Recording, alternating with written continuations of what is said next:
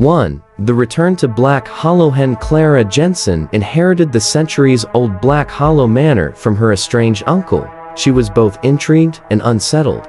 The manor, nestled in a forgotten part of the English countryside, had a reputation spoken in hushed tones among villagers for being cursed. No one had lived there in decades, not since the sudden death of the composer Alaric Jensen, Clara's great-great-grandfather, who had reportedly gone mad.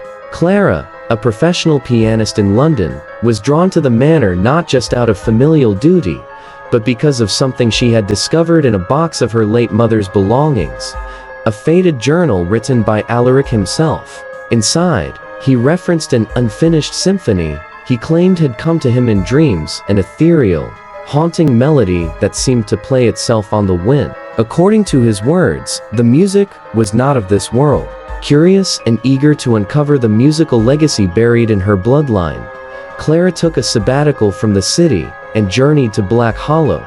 2. The first night's manor was immense, with gables that pierced the gray sky and windows that stared out like blind eyes. Ivy choked the stone walls, and the scent of damp wood greeted Clara as she pushed open the creaking front door. Inside, she found an untouched time capsule, dusty furniture covered in white sheets, gas lamps on the walls, and a massive grand piano in the parlor. It sat silent, yet its presence was overwhelming. That night, after settling in, Clara felt restless. She wandered the halls, guided only by the moonlight filtering through the stained glass windows. When she passed the parlor, a sound stopped her in her tracks. Music, faint and distant, as if someone were playing the piano. She rushed in. The room was empty. The lid of the piano was closed. Goosebumps prickled her arms. Maybe I imagined it, she whispered to herself. Still, she felt the echo of a chord hanging in the air, haunting, discordant yet eerily beautiful. 3. The music in the waltz. Over the next few days, Clara began cataloging the items in the house, trying to find clues about the unfinished symphony. She uncovered more pages of Alaric's journal hidden in drawers, behind paintings, and even inside hollowed-out books. Each page seemed more frenzied than the last, as though he had been unraveling. He described being awakened at 3:33 a.m. every night by the same melody. He believed the music wasn't his creation, but something that used him as a vessel. Clara couldn't shake the feeling that she was being watched. Objects moved on their own. The temperature dropped in the parlor whenever she sat at the piano, and at night, she began to hear it too, that same haunting melody floating through the halls. One evening, she finally played it. Guided by a combination of instinct and what she'd read in the journals, Clara pressed the keys. As the notes echoed through the old house, she felt something stir, something unseen. And then she heard a whisper, "Finish it." 4.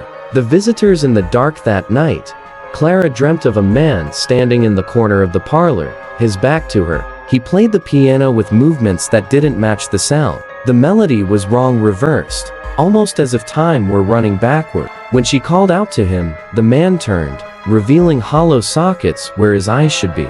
He opened his mouth, but no words came, only music. Clara woke in a cold sweat. From that night on, the boundaries between dreams and reality blurred. Doors opened by themselves. Her reflection in the mirror would sometimes move independently, and always, the melody played. Villagers she encountered at the nearby town avoided eye contact. When she asked about her great-great-grandfather, they crossed themselves and hurried away. One old woman, bent and shaking, took pity on Clara. "The melody's not his," she said. "It's the manor's. It chose him. It's choosing you now." 5. The composer's room. Clara eventually found a hidden room behind a bookshelf. Inside, she discovered Alaric's personal studio. The air was thick with mold and dust, yet the grand piano was pristine. On the walls were strange marking symbols that resembled musical notes, but none Clara recognized. There were diagrams, sketches of human ears dissected like musical instruments, and a large black canvas covered in what looked like dried blood, forming a musical staff. She found the final pages of Alaric's journal there. The last entry chilled her to the core. "If I finish it, I believe it will open the gate. They say it's just a melody, but it's a key. I've seen what lies beyond. Music is their language, their way in." I must stop before the final chord is played. Beneath it was a single, unfinished bar of music. Clara stared at it, the melody already forming in her head. 6. The final chord. Despite the warnings, Clara was consumed. She played each night, guided by a force she couldn't explain. The melody was evolving, alive. Sometimes, she heard whispers harmonizing with her notes. Shadows gathered near the piano, always just out of sight. Her dreams grew darker. She was no longer alone in the parlor. Ghostly figures stood behind her, watching, sometimes mimicking her every movement. One night, she turned mid-play and caught a glimpse of her great-great-grandfather, gaunt, pale, and weeping. "Don't let it out," he said, voice trembling. "Don't finish it." But she couldn't stop. On the 7th night, she played the last bar. The room fell deathly still. Then the walls vibrated. The notes she had just played hung in the air, frozen, as if time had paused. The lights dimmed. The shadows converged. Then a shattering noise. Every mirror in the house cracked. The ground trembled, and from the piano, a terrible sound burst forth, like a scream buried beneath symphony. The melody had been completed. 7. The rift. Reality fractured. Clara found herself in a void where the piano floated in blackness. Around her, the whispering figures loomed, musicians with melted faces, strings for limbs, and empty sockets. They hovered, playing invisible instruments that sent waves of nausea and beauty simultaneously through her. The air shimmered. A voice not from any throat, but from the fabric of reality itself spoke. "You heard us. You answered." Clara screamed. "What do you want?" "To be remembered." The figures closed in. She tried to run, but found herself frozen. Then, just as suddenly, she was back in the parlor. The piano was silent. The fire had gone out. Only the clock ticked 3:33 a.m. 8. The curse continues. Clara left the manor the next morning. She tried to resume life in London, but nothing felt right. Music no longer moved her. Every melody she heard echoed that haunting refrain. Worse still, her recordings began to change. Tracks she had composed years ago now carried faint whispers in the background. Her dreams were haunted by the figures from the void, urging her to play again. Then came the letters. Unsigned envelopes containing new sheets of music, melodies she had never written but recognized. They were pieces of the same symphony. It hadn't ended. The melody was unfinished. And now it was using her. 9.